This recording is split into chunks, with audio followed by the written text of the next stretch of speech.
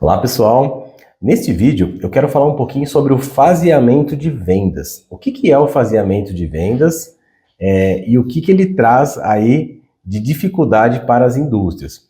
Bom, o faseamento é a medição do comportamento de vendas no dia a dia, tá? Então tudo aquilo que eu faturo, né, no dia a dia, do dia 1 até o dia 30, eu tenho ali uma quantidade que eu faturo. E o faseamento, ele pode ser medido quinzenal, então quanto que eu vendi na primeira quinzena, quanto que eu vendi na segunda quinzena. Ele pode ser medido semanal, eu posso dividir o mês de alguma forma em 4 semanas, né? E também eu já vi casos, né, inclusive cliente nosso, que mede decêndio, então ele divide o mês em 3, né, 10 dias cada mês, e ele tem quanto que faturou, qual que é o volume de faturamento em cada decêndio. E o que tem a ver isso? O que isso traz de problema para as empresas? Problemas / desafios extras, né? Normalmente a gente tem um comportamento no mercado que é normal, né? Não é só no Brasil, mas principalmente falando aqui de Brasil, que as vendas elas se concentram na última semana, né?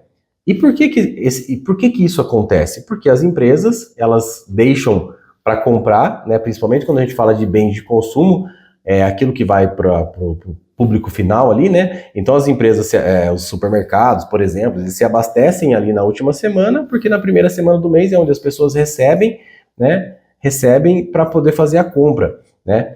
E isso acaba gerando um comportamento que fica, né? E aí fica para sempre esse comportamento.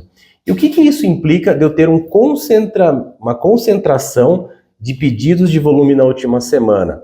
Então vamos pensar aqui no exemplo. As capacidades das empresas, seja de produção, seja de armazenagem principalmente, né, de expedição, as capacidades do dia 1 ao dia 30, ela é linear, né? Considerando ali, claro, os turnos de trabalho, as horas trabalhadas, os dias úteis daquele mês, eu tenho uma capacidade para eu produzir e eu tenho uma capacidade para armazenar que ela é limitada. Então eu tenho os limites, né? Então, é basicamente uma linha reta aqui. E o que acontece quando eu tenho aqui um faseamento concentrado na última semana? O que isso acarreta? Eu estou produzindo aqui, né, nas primeiras 2, 3 semanas, eu estou produzindo, que eu não posso parar de produzir, porque eu vou vender, até o final do mês eu vou vender tudo, então nem tudo eu tenho estoque, eu estou produzindo. E como eu não estou vendendo, eu não estou faturando, meu estoque está enchendo. Então, normalmente, ali da segunda para a terceira semana, quando esse faseamento ele é muito concentrado na última semana, eu já tenho um colapso no meu centro de distribuição, nos meus espaços de armazenagem, eles já travam. Eu já não tenho mais espaço, eu não tenho mais onde colocar produto. Isso vira um mega de um problema, porque ou eu tenho que diminuir a minha produção, que eu tenho mão de obra para produzir X. Se eu produzir menos que X, eu vou ter um custo adicional no meu produto final, né? O custo do produto vendido. E também a minha armazenagem, se eu não tenho mais espaço, o que eu faço? Eu tenho que parar minha fábrica, né? Ou contratar armazenagem externa. E tudo isso que eu estou fazendo é custo extra, né? Muitas empresas, né? A grande maioria, até empresas que não trabalham com bem de consumo, tem um faseamento um pouco menos concentrado nas últimas semanas, tá? Então, primeiro, eu quis explicar o que é o faseamento, qual que é o grande impacto dele. É você parar a fábrica, ou você contratar armazenagem externa, que é caríssimo. Então você vai encarecer seu produto por um comportamento do mercado, né?